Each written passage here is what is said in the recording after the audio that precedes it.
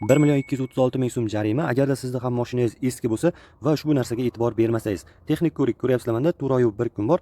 ROT 24 ilovasini albatta o'rnatib qo'yinglar. Ilova sizlarga texnik ko'rik muddati oz qolganda, sug'urta oz qolganda yoki davernis muddati oz qolganda bildirishnomalar bilan eslatma berib turadi.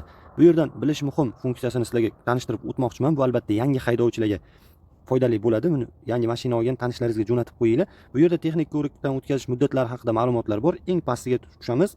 Manzillar qismini bosadigan bo'lsak, bizda o'sha o'zimizning viloyatimizdagi texnik ko'rikdan o'tkazish ustaxonalarini manzillari kelib chiqadi. Kelinglar, mana Luboy bittasiga kirib ko'ramiz. Ko'ryapsizlar, ish vaqtlari va o'sha telefon nomerlarigacha keltirilgan.